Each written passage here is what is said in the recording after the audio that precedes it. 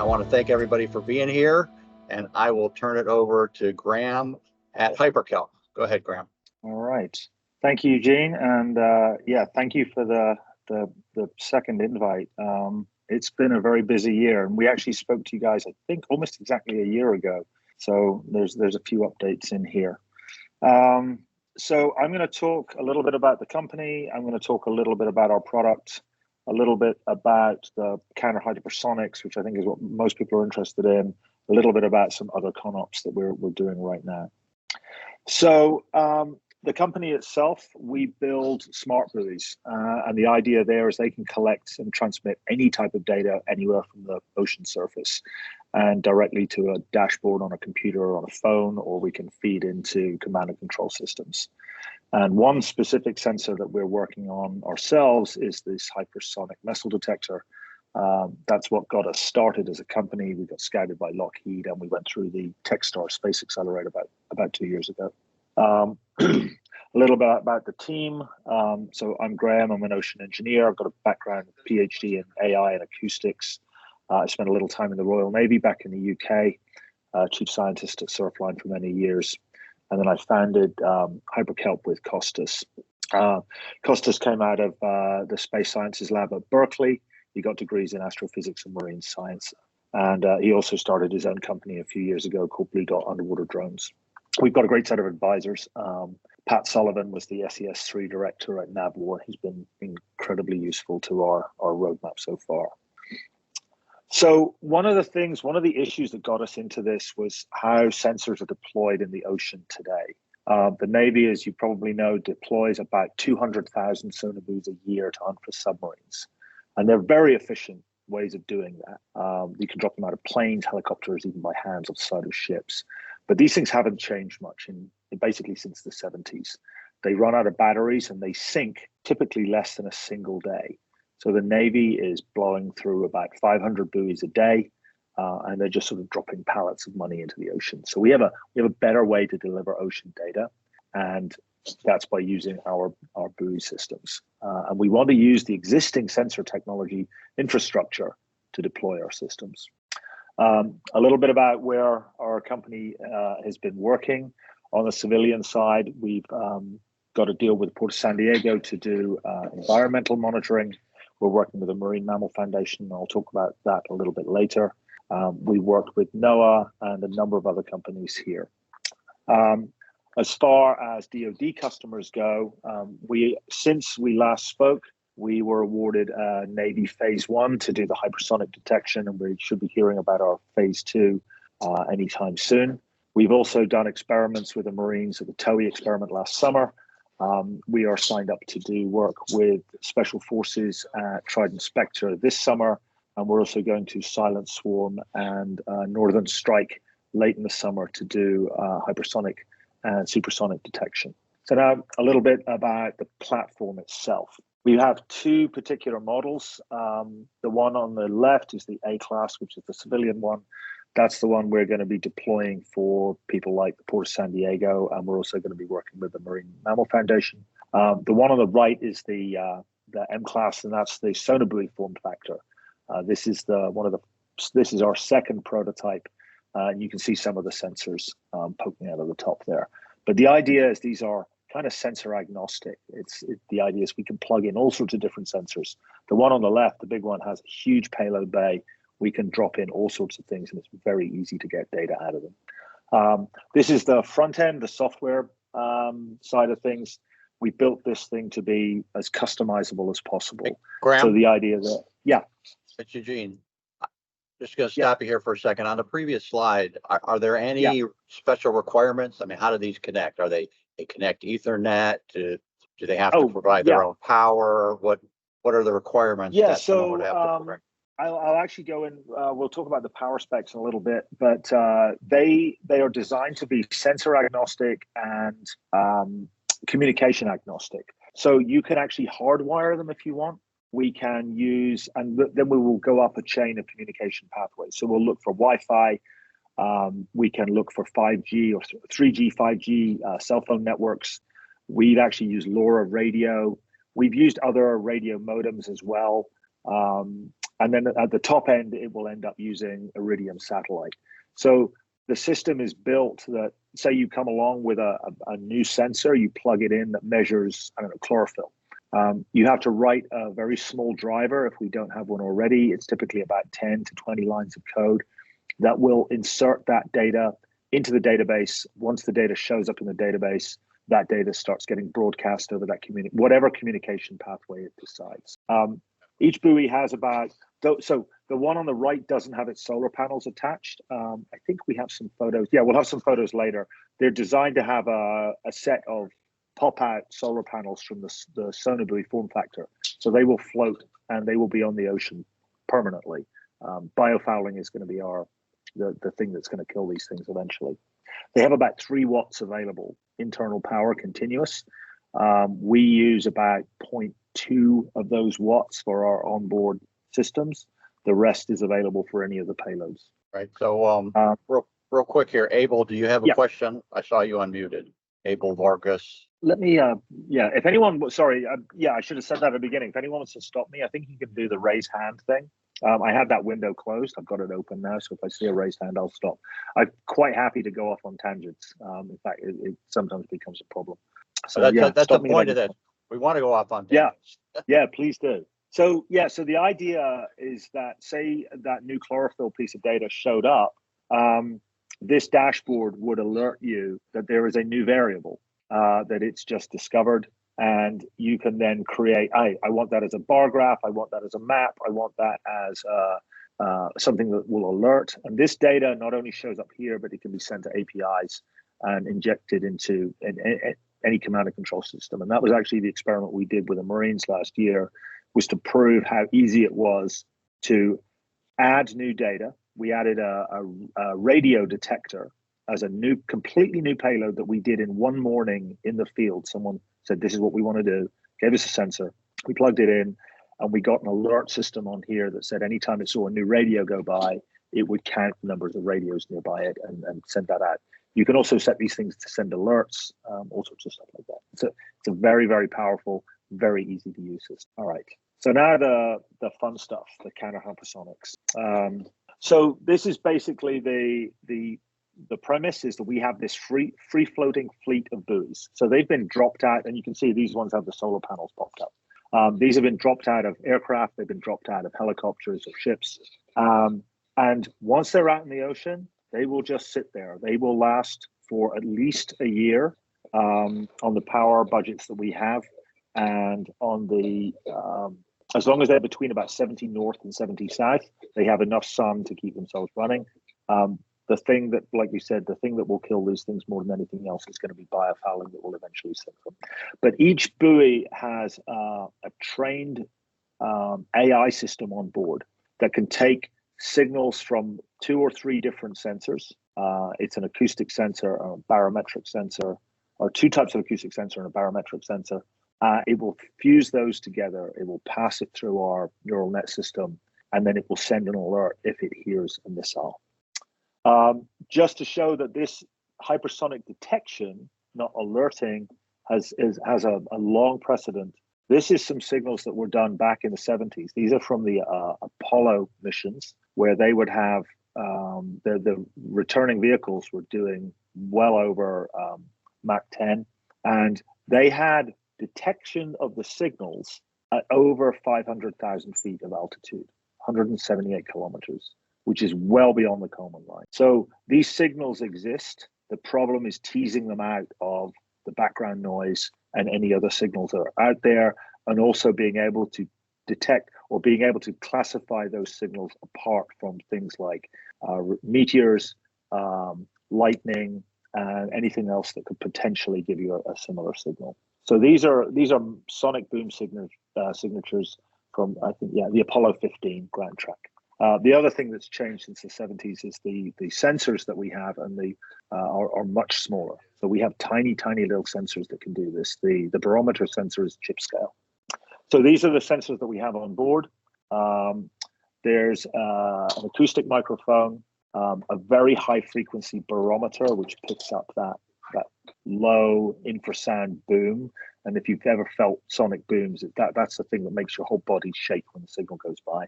And then we also pick up a surface and a subsurface acoustic signal of the boom as it goes by.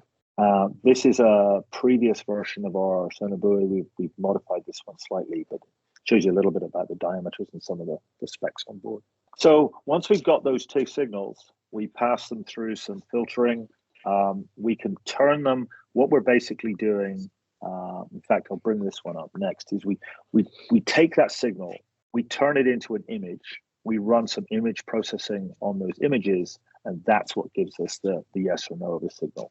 So here's a time series of a sonic boom. It's got that classic double clap from the nose and the tail of the passing aircraft.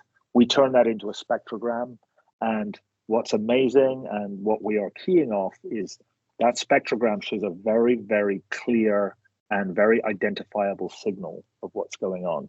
We pass that through the classifier, and you can see on the right of this image, it's actually a little hard to see, but there is a boom, those two vertical bars right above where it says the second boom. That is what gets picked out. Noise typically shows as horizontal lines, and continuous signals show as horizontal lines. And these are some real signals that we detected using T-38 Talons in the Mojave Desert. And we can use those to classify these signals and alert on them. So since we did this presentation last year, we got funded by US Navy from NavAir to do some extensive simulation work on this. And we used NASA PC Boom software to simulate a number of different vehicles. There were 2 Russian, 1 Chinese hypersonic missiles. And these are some of the ranges and detection ranges we can get. So at 60 kilometers altitude, we can get ranges of over 200 kilometers detection. And the probabilities of those detections are at the bottom there. They're about 98% detection probability with a tiny probability of false alarm of about 0.01%. And that's with a single buoy. If you put in multiple buoys in the water that have overlapping areas of detection, or even if you put in single buoys that aren't overlapping, the chances of you hearing a false signal in the middle of the ocean, and then another false signal 50 miles away, and then another false signal 50 miles away are negligible. So we can use some sort of back-end processing to figure out to bring those probabilities of false alarms down to 0. You're not going to get a missile that's doing Mach 10 and then disappears, appears out of nowhere and disappears.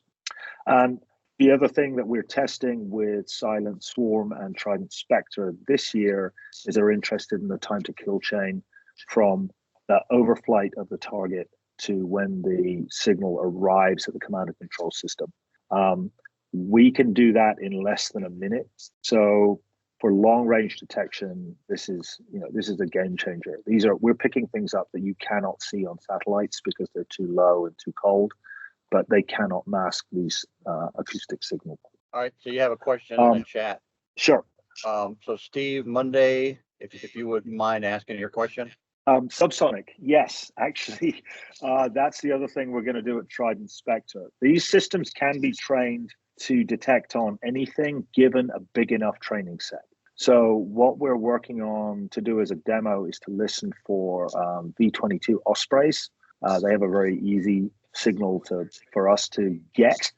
There's a lot of recordings available. So we can retrain things. And the great thing about this system is you can have multiple classifiers on the same payload, and you can add classifiers. So if we have a buoy out in the ocean, as long as we have some sort of way of communicating with it, we can detect. We can add a new classifier and then alert on a new classifier, and it will come back. And it can also learn down the chain as well. So it can learn at first, hey, it's a helicopter, or it's a fixed wing aircraft, it's a jet, and then you can subclassify. If it has enough information, it can tell the difference between an Osprey and an Apache or something like that. There's another question. Detect signal from ocean. Graham? Yeah. I would much rather we engage people verbally because we get a much better exchange. So Steve doesn't have a mic. He has no mic. Yeah, but Robert, if you could ask your question, please. Robert Reese. I think you're muted. Hi. You turn on my mic. And your There we go. sensor suite also detect signals from the ocean, like propellers. Yes. Yeah. Actually, one of the other payloads we're going to talk about in a few slides from now is a payload that does dolphin detection. It's a very specific use case. Sure. So we have kind of intentionally not gone into submarine detection. That field is sort of reasonably well sewn up by some big players, and we're a very small company, so we don't really need to go head to head with those guys just yet. But that's coming. There's enough people asking this question. We think that we might have to go down that road at some point fairly soon. Thank you. But yeah, anything we can train, anything we have some signals we can ask for. We got another question from Tom here. Yeah, greetings, Tom Russell calling from Headquarters Marine Corps Installations and Logistics. I appreciate the brief and the capability presented. If I put these buoys out in a persistent manner where they're going to be out there for a year or essentially till they foul, a couple questions how hard are they to find by our adversary? Do they emit a signature that can be hunted and found and then intercepted? And then once they do get fouled and are no longer working, what happens to them? Do we retrieve them? Do they sink? So I'll hold for answer. Thank you. Yeah, so your question is actually going to be answered on this slide and the next slide. So I'll take a slight detour as I bring these slides up and talk about both of those things. So one of the things that Nadir was concerned about was these are spar buoys, right? Sonar buoys that are bobbing on the surface of the ocean. They are not balls that float on the surface like a standard buoy that sits completely on the surface. You can see a buoy kind of behind me blurred out. In fact, let me unblur for a second here. How do I do that? Nuns. All right, can you guys? Where's my? Right, so we've actually got two of the systems here. So these ones will float on the surface with a waterline of about this high, maybe a little higher. And here's one of the buoys, one of the sonar buoys with the solar panels attached. And this one will float in the water like this. So the solar panels, if this is the waterline, they float right on the surface of the ocean. So the big yellow ones. I apologize, but all I see is the open ocean behavior table up on your screen. Yeah. If there's something else you're projecting, I don't see it. Yeah, I actually, if you can see my camera, maybe you can't see that.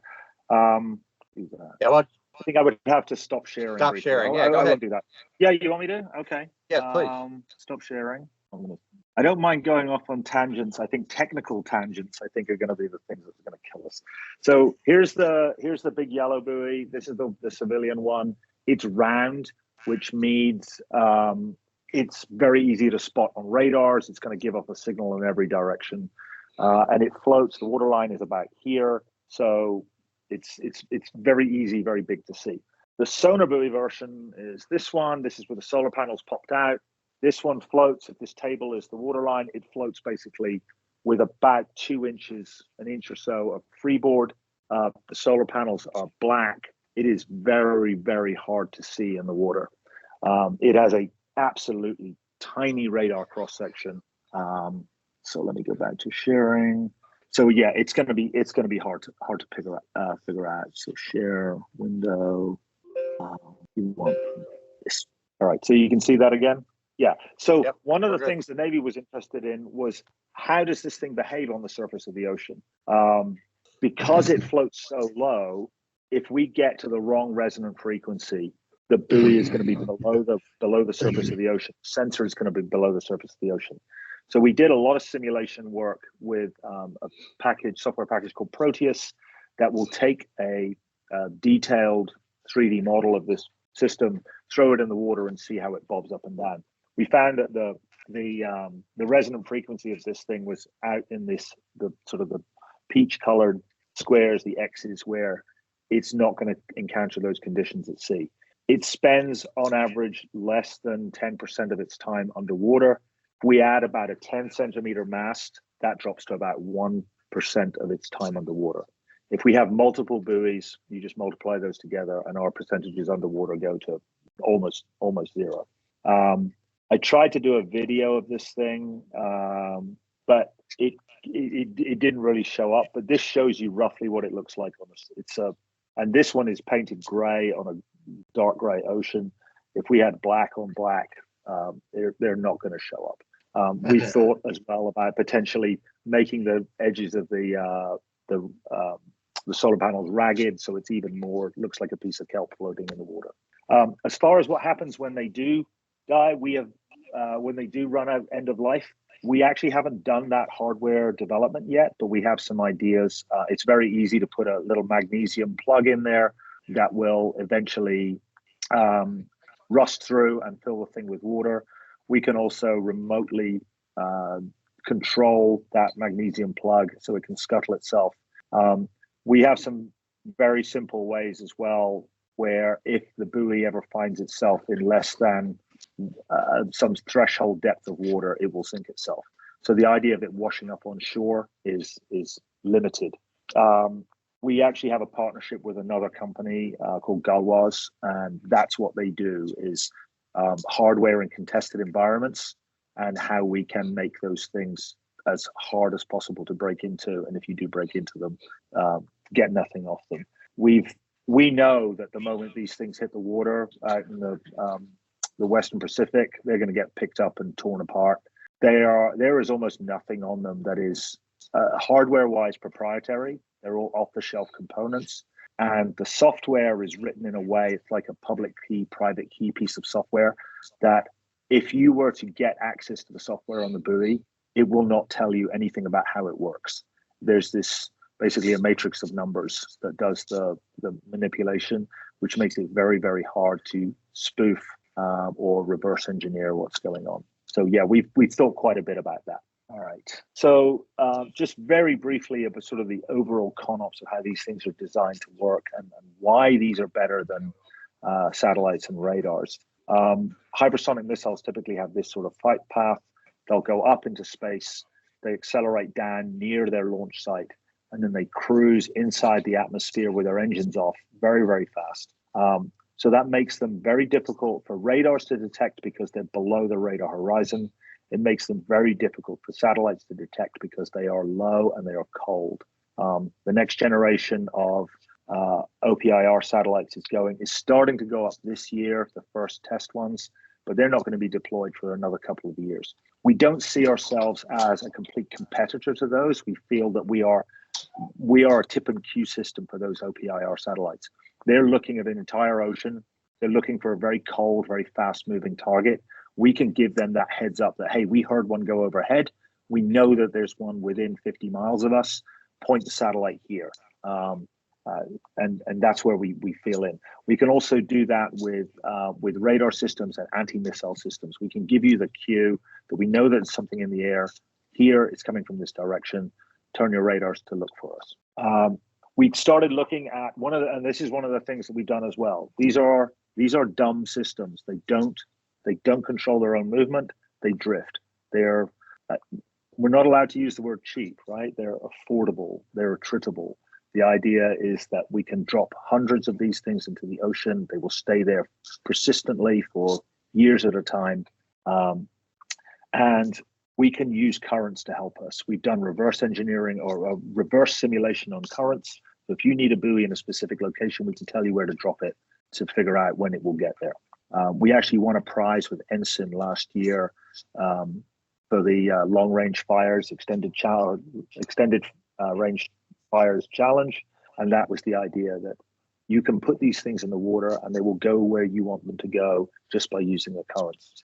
And here's a little bit of simulation about that. We did a simulation of dropping 40 buoys out in the Sea of Japan and seeing where they end up. And of these 40, only one of them ended up running ashore.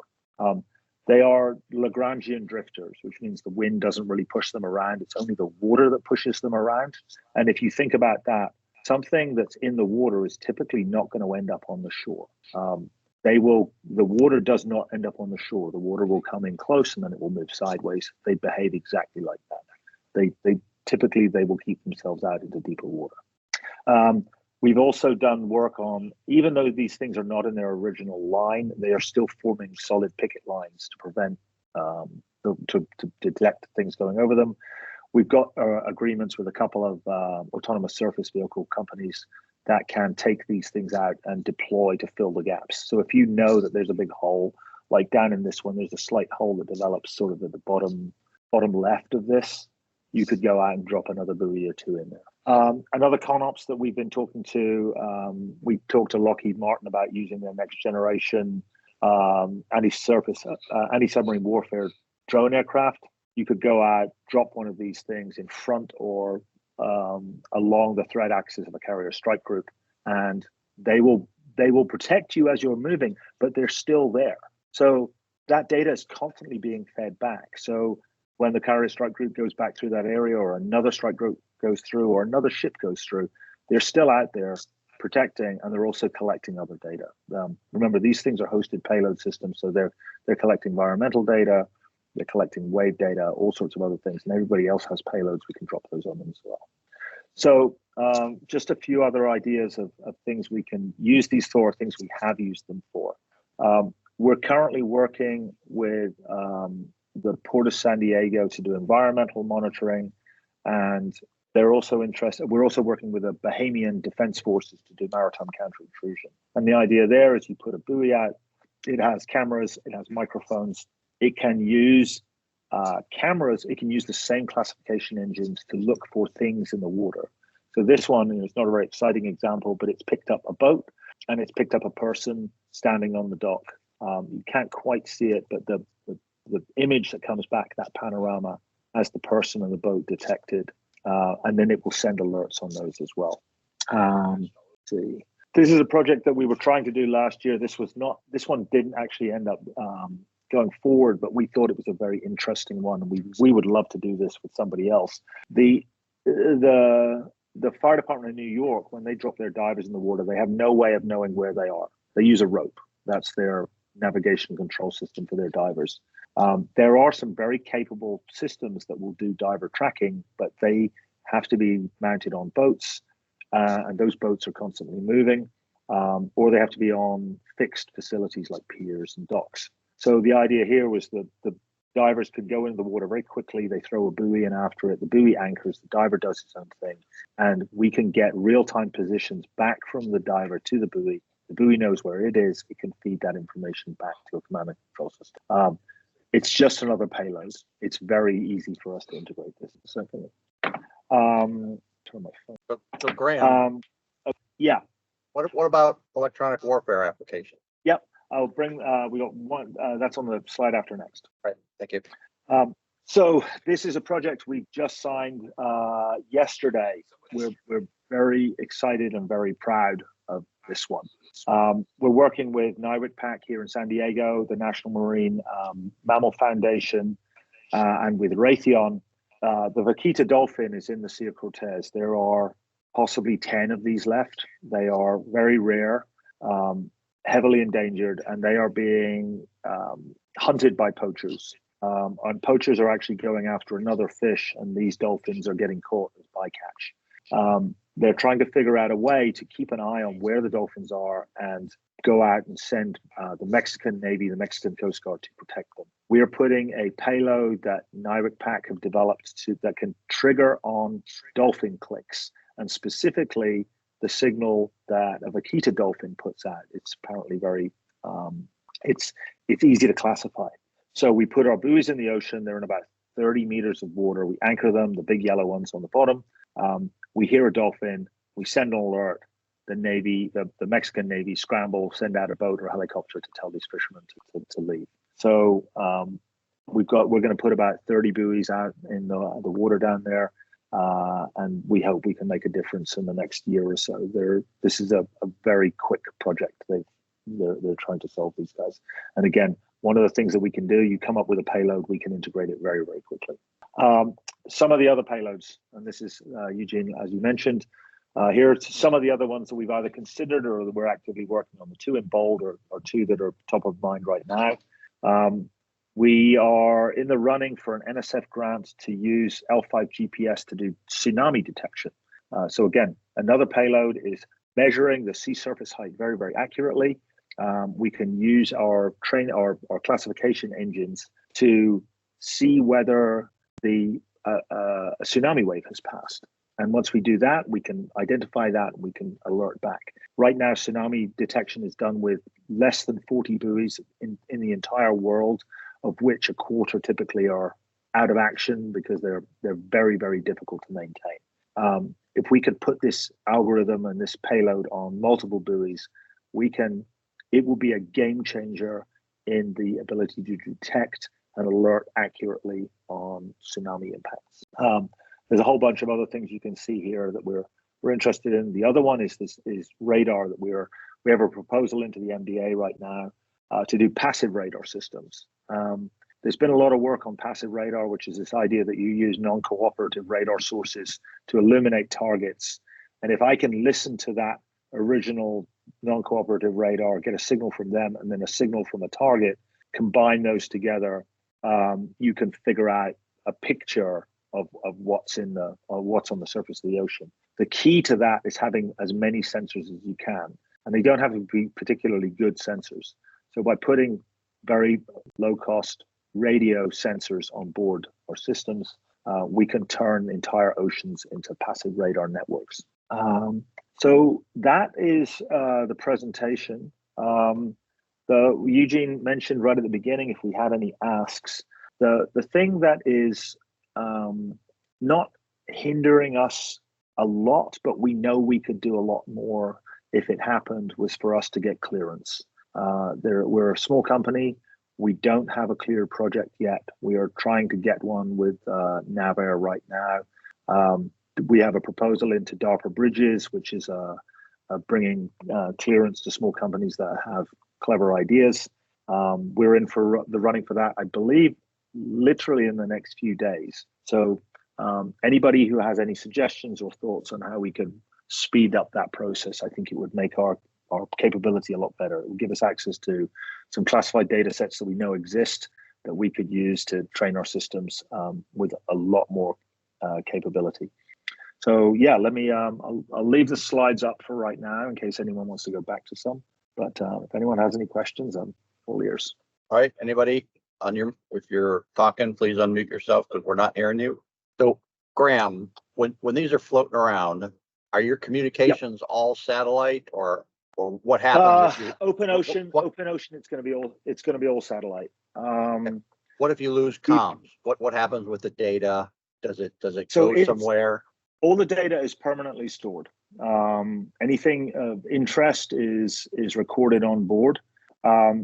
We haven't done it yet, but we actually have an agreement with Amazon to use. It's a system called Greengrass, which allows you to have a database on board a remote IoT device, which effectively this is on a poor communications pathway, and then a database on shore, and Greengrass will sync those databases. So if we lose communications, it's still collecting the data.